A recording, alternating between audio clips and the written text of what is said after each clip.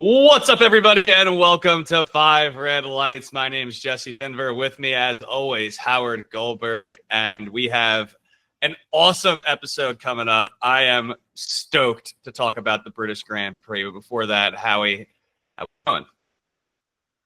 We're doing all right. Had a heck of a weekend. It was filled with a lot of playing of golf and the watching of the British Grand Prix, which year in and year out gives us some of the best racing we see on the Formula One calendar.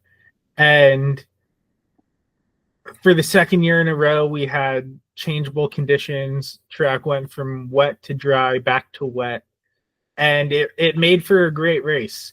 We saw some drivers do it on pure pace. We saw some drivers do it with strategy, but overall, it was really interesting seeing people take different routes to great finishes.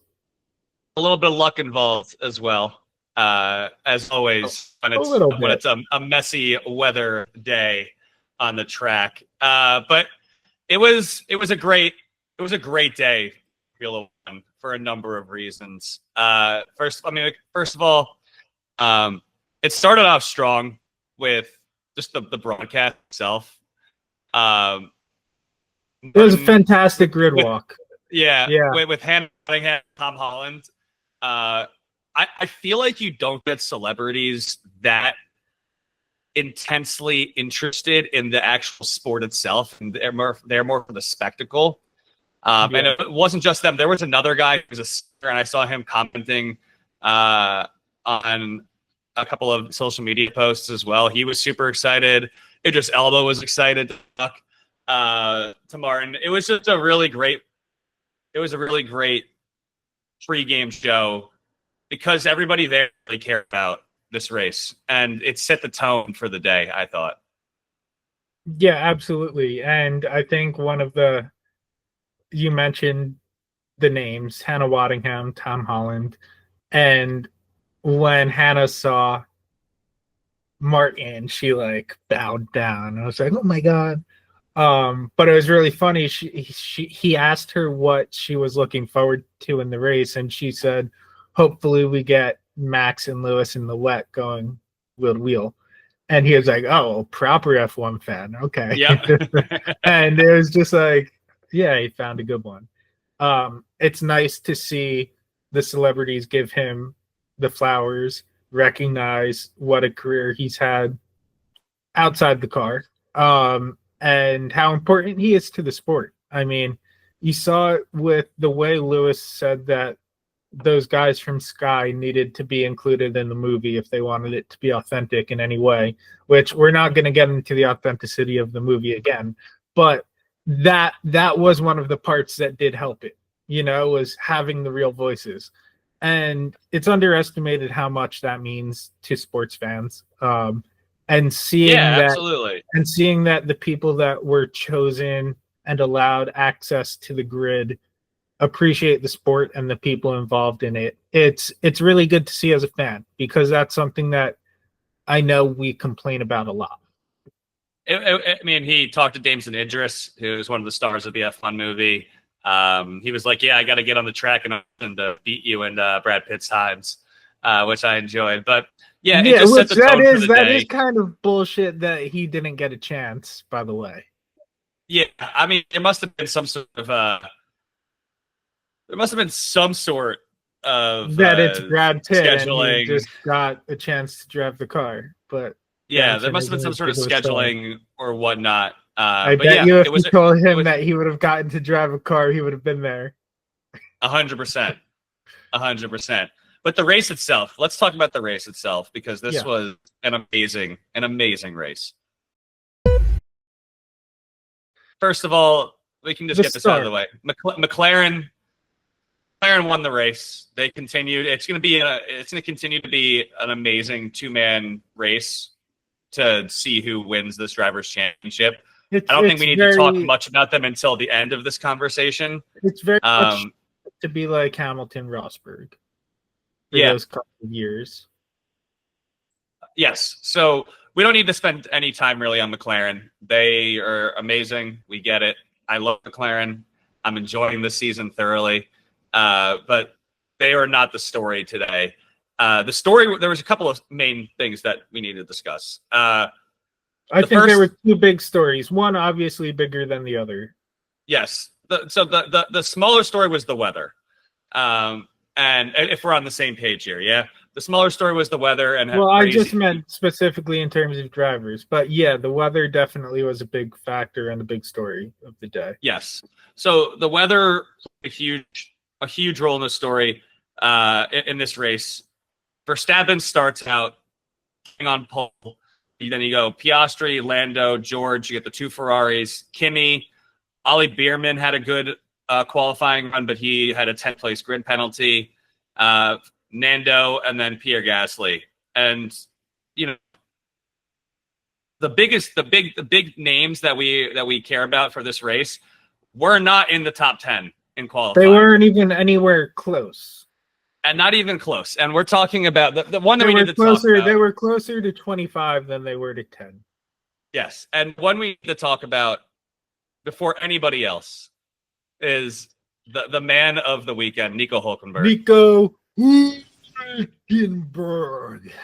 So for the first time in his career, that's 239 races. 239 races to date. Nico Hülkenberg finished the day on the podium. The record just you never what wanted was your is no longer what was here. your reaction? What was your reaction to hearing about this, to seeing this happen? Because I know F1 fans, I think we're all on the same page here. There's a lot of people who are rooting for Lewis Hamilton to podium, and he came in fourth on the day. And it's the Grand Prix. Of course, you want to see Lewis on the podium. It's not every day that you get a story like this. And a consistent thing that we saw on social media, the both of us, and even in the crowd, was everyone was like, wait, are we really not rooting for Lewis to podium right now? Yeah. Are we really rooting for Sauber to podium? I think the moment everybody saw that it was possible for Nico to do it, he got put in the position, he put himself in the position. I think right when people saw that, everything shifted. People were rooting for him. Didn't matter who your favorite driver is. Nico is a very likable driver. He always has been. And I mean, the overwhelming sentiment as well is that he's among the most talented drivers ever that's never had a podium. You know, you go back, you look at his junior career, and he won everything. He was expected to come in and like set fire to F1. And he's always been very fast, but he's never had a car. And like you've heard drivers say it, like Fernando said he thinks he's always been a top 5 driver, but has never had a competitive car to get him a podium. So it was, it very much was very long, very much overdue. And I think like the biggest beef he ever had was with Kevin Magnussen, the infamous "suck my balls" quote. Yes. Easily the biggest beef he's ever had. They became teammates, became very good friends, and Kevin Magnussen was in the Sauber garage, his first race of the season, supporting his old teammate. Watches him podium. It was spectacular. And I think the moment you really thought it was possible was when Lance Stroll was sitting in P3 and Nico was P4. And all of a sudden you're like, hold up. You're telling me all he has to do is get by Lance Stroll, who had a fantastic day, by the way. All he has to do is get past Lance Stroll and he's sitting in a podium position. And that's kind of the moment I think everybody, because I blinked and all of a sudden he was up there. I was like, whoa, how'd this happen? And then I looked back at his tires and he didn't do anything special with strategy. He went inter, medium. Mm-hmm. That was like the norm. That's why he came where he did, to be honest. And so I'm gonna at some point have to go back and watch that race again to see what he did. I know a lot of drivers kind of retired, so and only one person was behind him, so that definitely helped him move up 5 places. But at the same time, he picked up, what was it, 16 spots on the day. So I need to see what happened with those other 11 cars, how he got past them. A lot of it was pits. Yeah. Like a lot of teams were pitting multiple times. You saw it with like Ferrari and Leclerc, for example. Ferrari where and they pitted him for softs.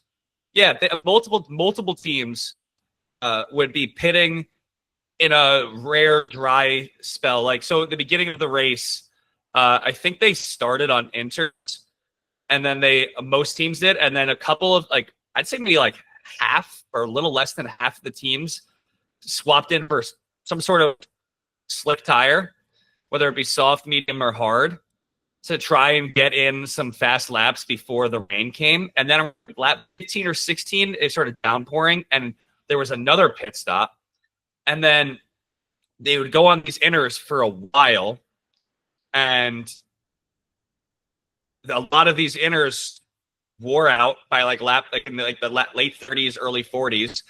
Had to pit again, and this whole time Nico was stayed on the inters to start, and then he did one more inter, and what did he change to at the end? Medium. Then he went to mediums when everybody else pitted. It also helped. There were 5 times, like 5 safety/virtual safety cars. You know, I mean, there were 5 retirees. You know what I think it might be? So I'm looking now at the pit stops from the race. If you go to the F1 website, you can change from like the race summary to pit stop summary. Kimi Antonelli had the first pit stop on lap 2.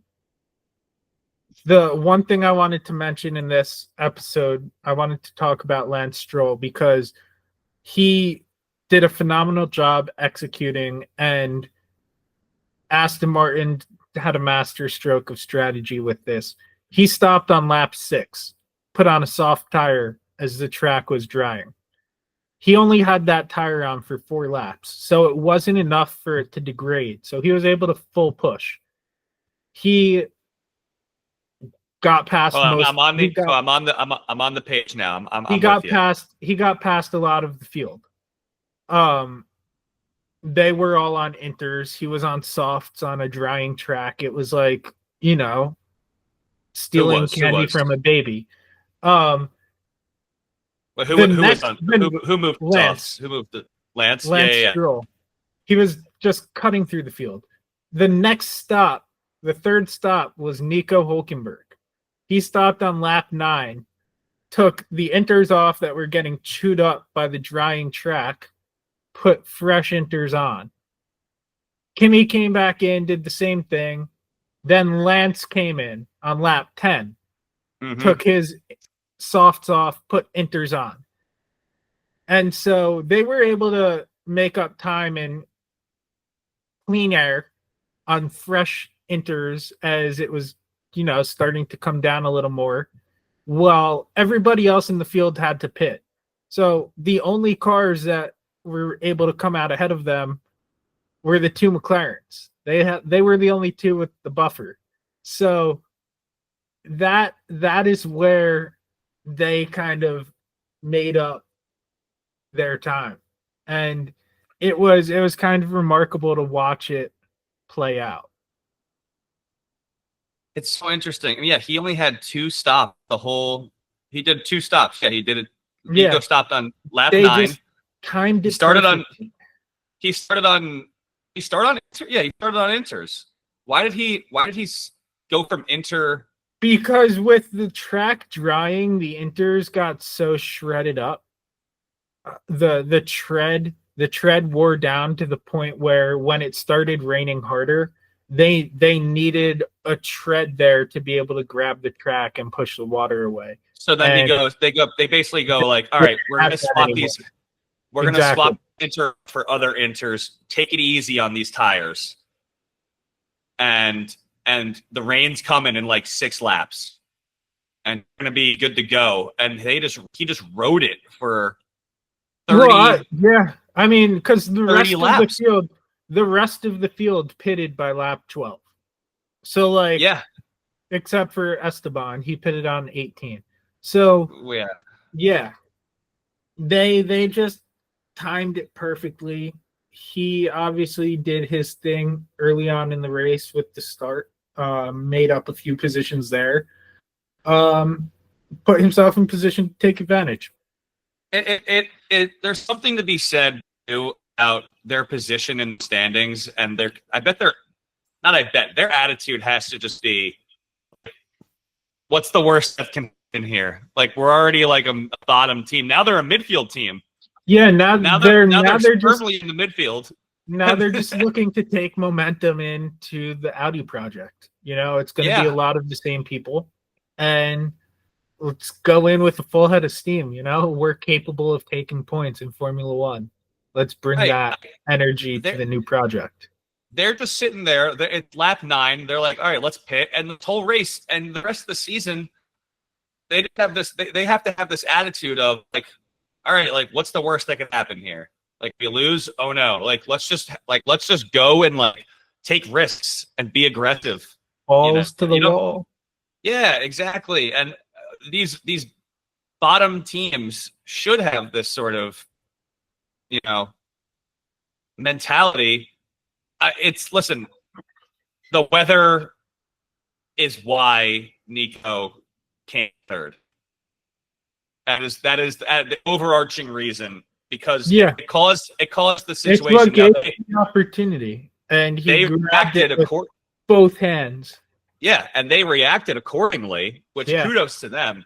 But it's not every day that a team like Sauber or like Aston Martin gets an opportunity. Exactly. And a lot of the time when this does happen, these drivers DNF. We've seen before Nico be in position for a podium, and on the last couple laps, either a technical problem or just one of the front runners comes from nowhere on incredible pace. And that's what I was looking up earlier. And it's been heartbreaking a couple of times. And so I don't think anybody was really willing to say he's done it until he crossed the line. That's what made it so special, is how close he's come. A lot of those times where he came in 4th or 5th or whatever, but of all these 4th place finishes, 2012, 2013, 2016, he had those are the last 3 4th place finishes he had, and he's had a bunch of 5ths and 6ths in between. He came in 5th in Spain this year. I believe. I have to double check that, but I'm double checking that right now. Came in 5th in Spain. Like, he's a good driver. He's a really good driver, and he's just never really been the teams that he's been with. He was with Williams in 2010. Then he missed a year and went to Sahara Force India. He was with Sauber, then back to Force India for 3 years, then to Renault for 4 years, then to Racing Point. He was with Aston Martin for a second in 2022, and then was with Haas for the last 2 years, and now this year he's with Stake. And listen, or I guess it's Kick Sauber. Stake is no longer. Is Stake with them still? Is it still Stake F1 Kick Sauber, or is it Kick Sauber F1? I think it's still Stake. I think it's either way. Sauber Stake F1 team. My point is, he's never really been with like a dominant team. He's never gotten an opportunity with an amazing car, and he's still had a ton of success in Formula One in terms of consistency, and not like he's generally like finishing, like getting top finishes throughout his career, like for the most part. Yeah. And yeah, this is why people especially early on, have always thought so highly of him, and that's why he got the chance to come back after 3 years out of the sport. Yeah, I mean, you don't get 239 race starts if you're a scrub. I'm sorry, you don't. He's a good driver. He's a really good driver, and I'm glad that he finally was able to get onto the podium. And this brings me to what I want to talk about next. The podium was a story of itself. First of all, the trophies are made of Legos. Well, yeah, the energy I'll get to next. Yeah, the trophies what are made was of that Legos. about? Lando was the only one that got a real trophy. He got a real trophy and then the Lego trophy. He got two. Yeah, he got two. I don't know. I think Oscar and Lego Nico only got Lego, which was just, I hated that. I think Lego was a huge sponsor this weekend. And they've been doing a lot of Lego stuff. The Lego cars in Miami. Yeah, I don't know. I really don't know. But he got a Lego trophy. And so, yes, the energy was weird. They do the presentation. You got the Lego right there. So they do the presentation, and he gets a huge cheer, which, by the way, like, when he pulled up, like, his team, like, jumping up and down around him and yelling, Nico, Nico. Like, it was just great. It was great energy. It was great. So I was watching with Sarah, and, like, even she was really into it. Like, did you see in the garage she after everything? No, but like Sarah loves F1, but she's not like, and she does the fantasy F1 with us, but she's not watching every single lap of every race. And even she was like, she was so hyped for Nico, loved it. My brother was texting me, so like everybody that I know that likes F1 was like really excited for him. Yeah, but he gets up onto the podium, and they start doing the champagne, and they just turned the other way. Lando and Oscar like did not eat the moment at all. Like they didn't realize he was up there. How do you not realize that? Look, I understand Lando might have gotten a bit lost in the moment winning his home Grand Prix for the first time. I get that a little bit. Yeah. But I mean, Oscar, I also kind of understand, had a bit of a rough day. He might not have been fully in it mentally with how he lost that win, with the penalty he didn't think was a penalty, but I think anybody looking at it objectively, that was a bit of an unacceptable braking move. It was clearly a penalty. So yeah, and I'm sure that once we get to media day for Spa, and he had a chance to look at all the footage from outside the car, I'm sure he'll be able to acknowledge, like, yeah, maybe that was a bit of a sharp break on my part. But I can understand him from inside the car thinking, no way that was a penalty. It was just disappointing. This guy had waited so long. I think everybody had such high expectations for what that podium celebration was going to be. Like, when he crossed the line, I was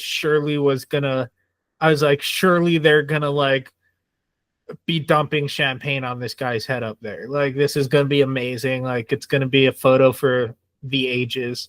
And we got none of that. It makes you wish that, very like, disappointing. It makes you wish that like Max and Lewis were up there. They would have known how to handle that, like, or anybody, honestly. Like, George would have been like, I understand. I agree with you. I understand Lando not being up there. I think there was being a huge baby. And while he was probably emotional in the moment, I mean, there's no excuse. You even said after the race, like the biggest story of the day, which was kind of felt like a little shot at his own team for not letting him get his first place back. But they weren't going to ask Lando to swap back on his home race when first place. But he was like, the biggest today is Nico, like right over there, like Nico winning, like coming in third. It just felt wrong after all this time for them to like just not be including him on the celebration. It felt, for lack Yeah. of better words, like swept under the rug. Yep. That's a bummer, man. It really is, because he was such a great moment, and I just wanted him to get doused in champagne. But he's also, how old is Nico? He's 37. Yeah. So like he has kids, and like, do you see the video of his daughter like losing her mind?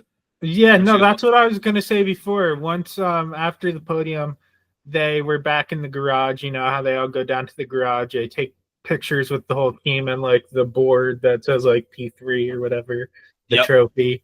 While they were in the garage, they were playing the song like da na na na na na na na na na na. And they were like chanting his name in it, and he was handed a phone, and on FaceTime it was his family. And amazing. Yeah. They said no words. He was just like, it was incredible. It really was. And like, I loved his answer in the post, like in the media scrum after, or whatever it was, where he's sitting down with the rest of the podium finishers. He's like, oh, like, how does it feel? Yeah. And he goes, yeah, like, so how does it feel like that your first ever podium, it's made of Legos? And he goes, yeah, Oscar.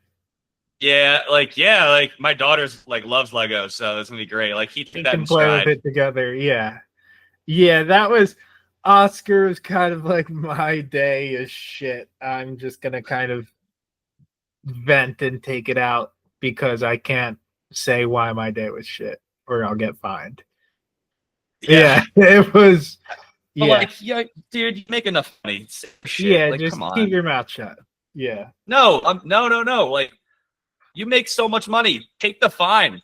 Like, speak your mind, dude. There's no reason not to. You're making tens of millions of dollars as a McLaren driver.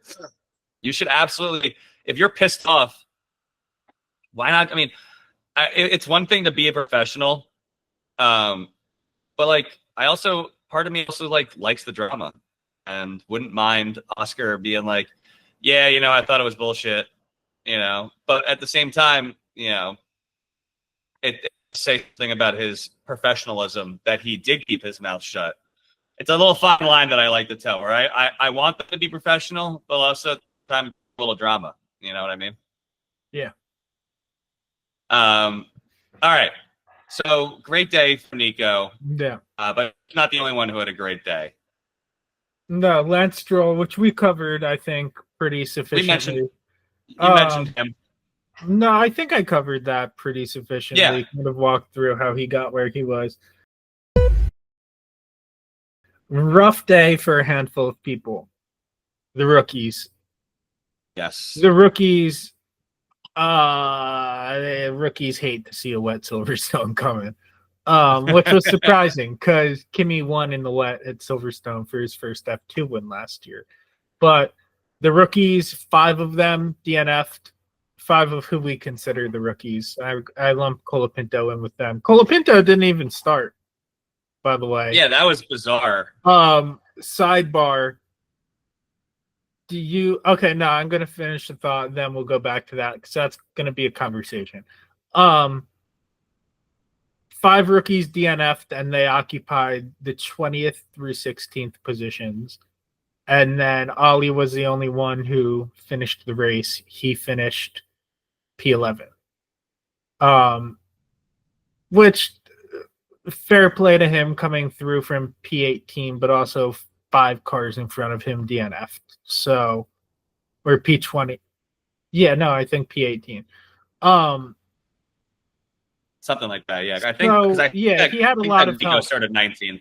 He had a lot of help in getting there. But yeah, rough day for the rookies. What I want to ask you about Colapinto, do you think that's his last race for Alpine? That certainly was the vibe I was getting from the Sky broadcast, where they were just like he started and he started the race, and like didn't even get through the first lap or whatever it was, and they were just like, yeah, like that's gonna be it for him. Like, you know, the rumors are swirling about Colapinto. So who is replacing him? Because this is gonna be their third driver in this. Oh yeah, Bottas. Yes, they did mention him. I mean, yeah, that'd be great. Toto was asked about it point blank, if Flavio had been in touch with him, and he said, "Yeah, we've been talking the past, a couple weeks, and we saw each other here in the paddock, and we talked about him." Is Bottas a reserve? And he was asked, and he said no, but he said, well, interestingly, Alpine is switching to Mercedes engines from next year, starting next year. But I mean, Toto said that obviously if there's a race seat open and it's offered to Valtteri, he would not stand in the way. And he's discussed this with Valtteri. He would let him go, although, and this is exact words, with a tear in the eye. Can you explain that? I don't understand. So, like, what does Toto have? Like, why is he the one that's determining if Bottas can drive? Is he Toto? Because he has a contract with Mercedes. But he was with Alfa Romeo? Yeah, like, he's a Mercedes reserve driver. Oh, okay, that's what I asked. Is he a reserve driver right now? I thought. Oh, whatever. Whoops. Yeah. All good. Yeah, no, that makes total sense then. Okay, so then they're gonna let him go to Alpine. I mean, it's gonna be, he's definitely one of the best characters in the sport. I do enjoy him. Also very fast. I'm interested to see what him versus Pierre would look like. Yeah, Pierre started pulling some good stuff out of that Alpine in terms of pace. Pierre's a good driver. He's showing up in Q3 a lot. Yeah, considering what that car is in P10 in constructors. Pierre Gasly has always been a good driver. Yeah, he's always been a good driver. I am interested to see how Bottas does, because it's interesting. This isn't the first time of the last couple of weeks that he's been mentioned or brought up in the F1 community with that video he posted, looking at the Cadillac, like going around the Cadillac car, whatever he was given. Yeah, see others. Yeah. So that was hilarious. It's good that it's have him back. That'll be nice, but it has to be official. This whole Colapinto thing. I mean, everything that happened with Doohan earlier in the season just stunk to high hell. To be honest, like it didn't feel like he got a fair shake, and we've talked about this at length a couple of weeks ago.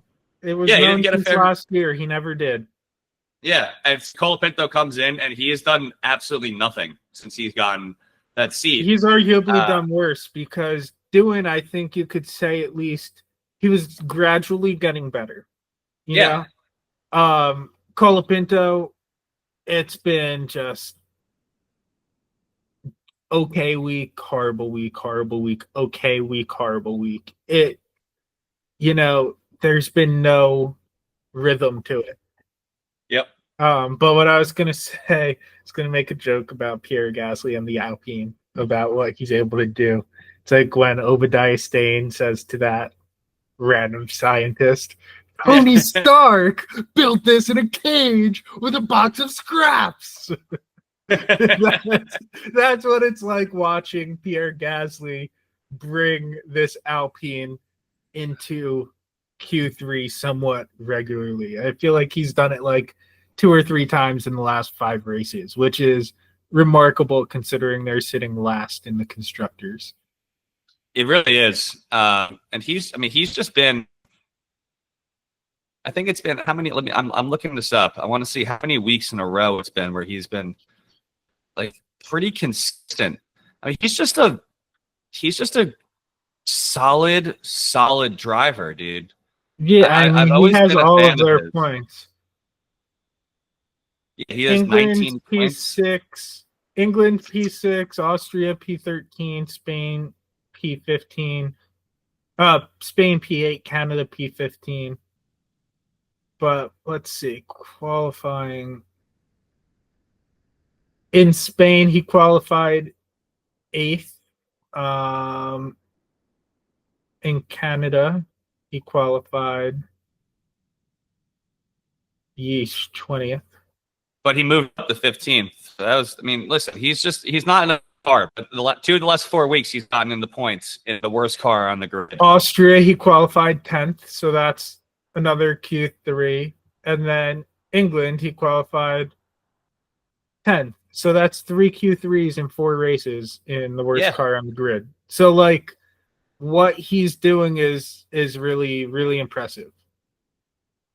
Absolutely. He's just a really solid driver, dude. And it'll be fun, like you mentioned. It'll be fun to see what Valtteri Bottas brings to the Alpine team, and if they can get a little bit more out of the car with his experience there, because Colapinto's not adding anything. And we'll see. I mentioned last week, I believe, but like the back of the grid is just way more interesting than the front of the grid right now, because McLaren has a 238-point lead on Ferrari. Yeah, which is more points than Ferrari has. Yes, they have more than double them. The Ferrari-Mercedes battle is going to be fun. Which means that by quite a margin, they have a bigger lead on second than second has on 10th. Yes, and also by quite a big margin. This is not nothing, by the way. That Red Bull is in 4th right now. And we're getting closer and closer to that clause activating in Verstappen's contract where he can leave and get out of his contract if they finish 4th in the Constructors' Championship. Yeah, so, I mean, they're lucky that he was absolutely on one at the beginning of the year, because they have not been scoring lately. Like, yeah, and they've not been scoring much at all lately. He looked as fuck this weekend, and he's that spin out. Like he could have won the race potentially, or at least podiumed, and he spun out and went from like, I think he was in like 11th, and he was in 11th, and then he finishes in 5th.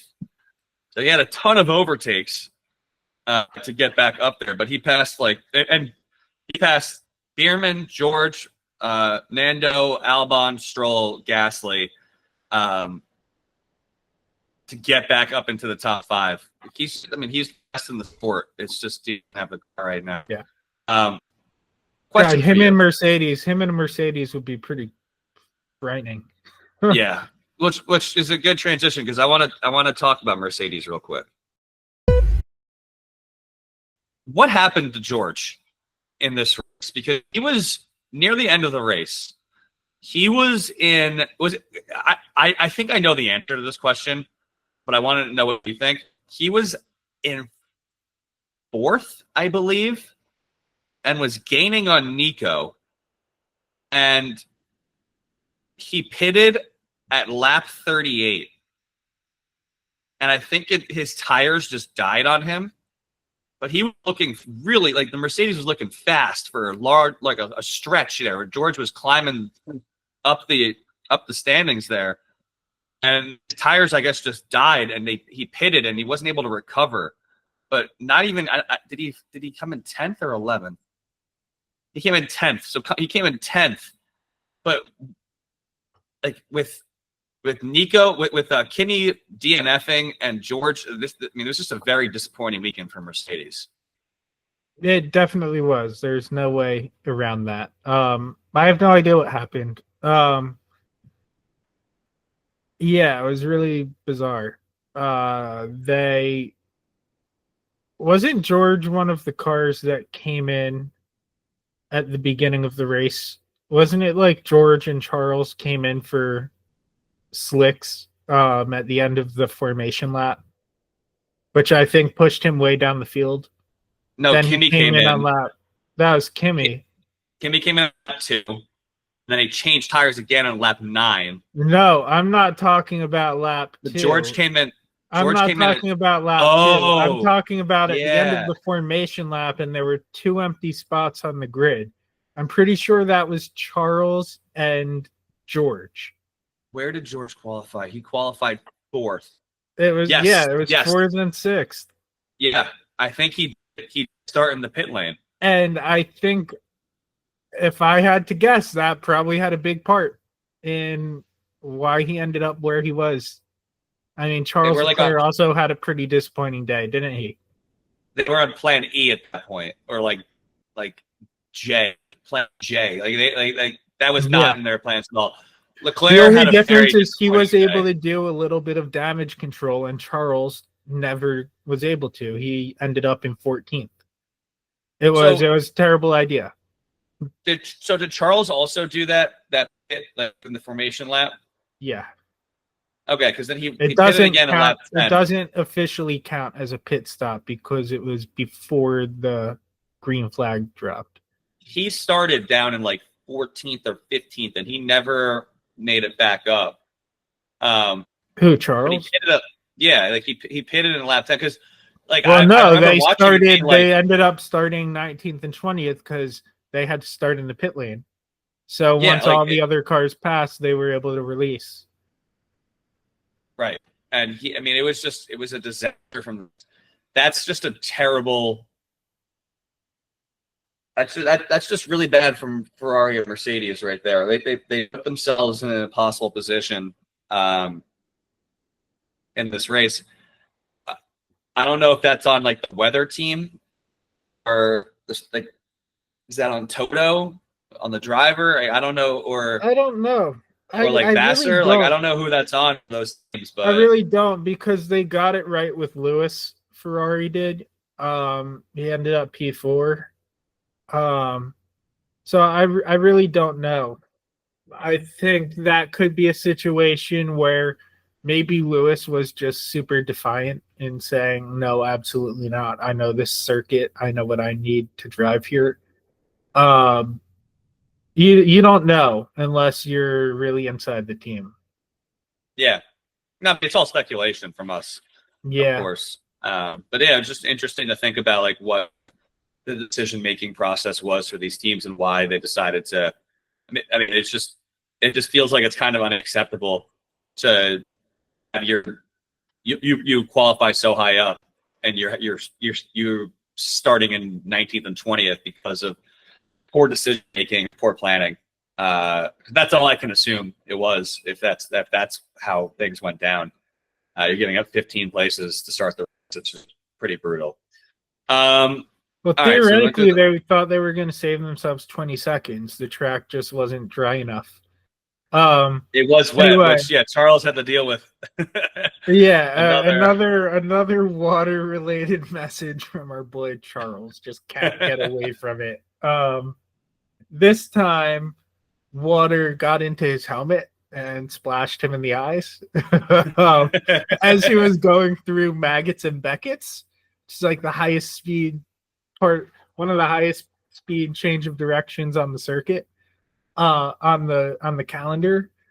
It was just like you hear that and you're like, God, no way, really?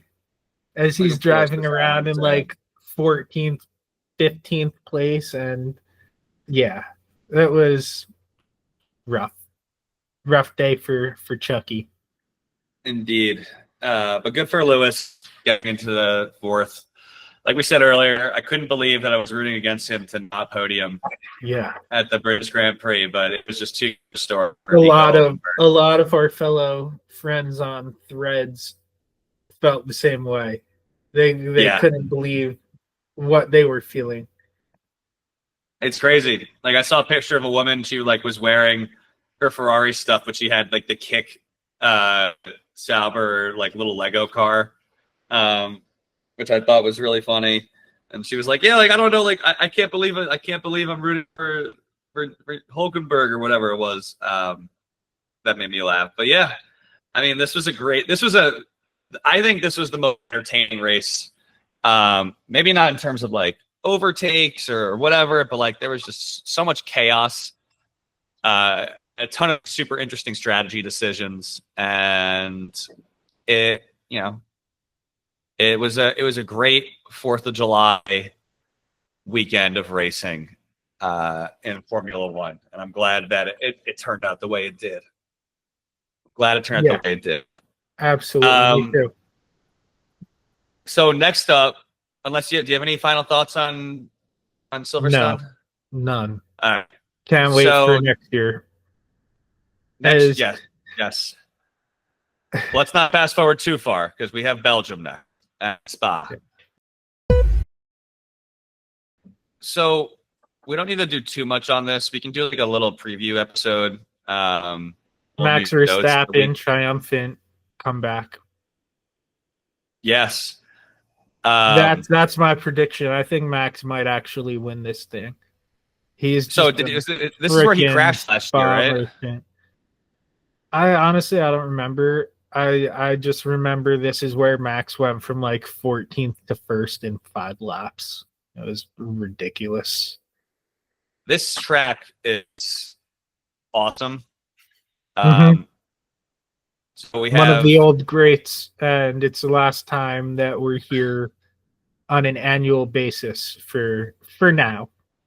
It's one of those tracks that's going to be on a bi-yearly basis. That's pretty crazy. It's a long track. It's 7 kilometers. Longest on the calendar. Yeah. 44 laps, 7 kilometers. Do you know who has the fastest ever lap time? There's no way you'll get this. This is a crazy one. Why do I feel like I should know this? It was recent. It was very recent. Very recent.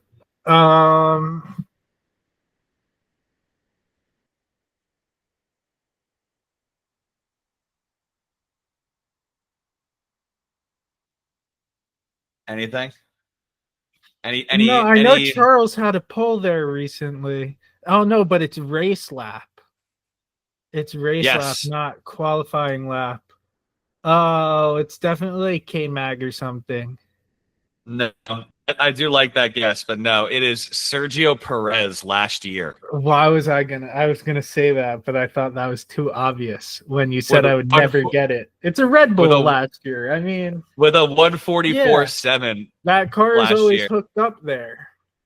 So this is I'm just looking at the track. It's got multiple it's got 2 DRS zones.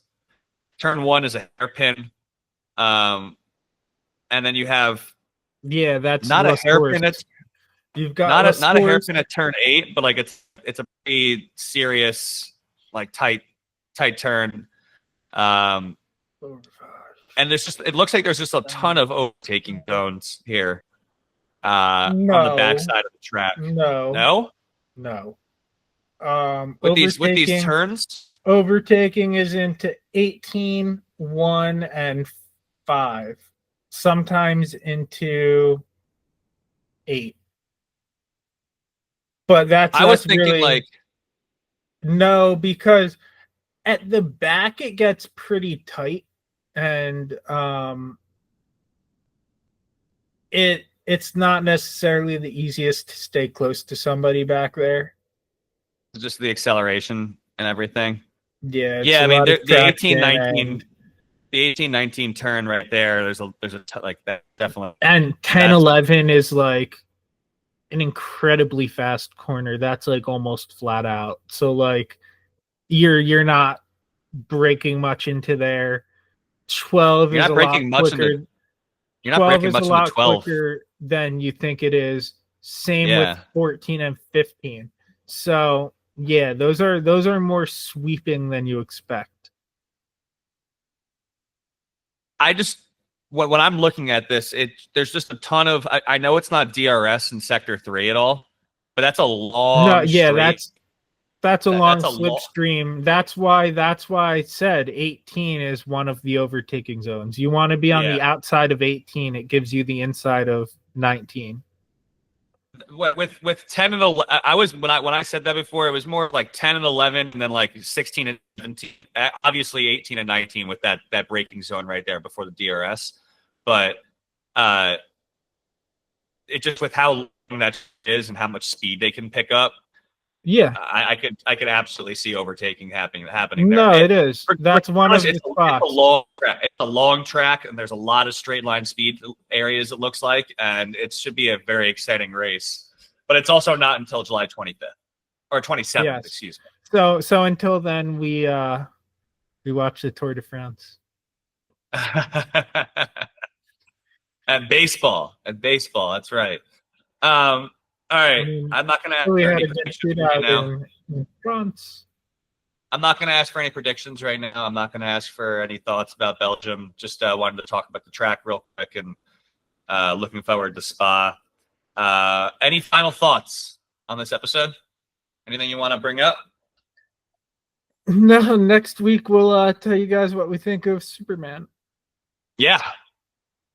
Excited about Superman. So, all right, folks, that's it for us. That's it for us. Thanks for tuning in. We'll be back either next week or the week after to preview Belgium and talk about any news and notes that goes down. And that'll be it. So thanks for tuning in, and we'll talk to you soon. Peace.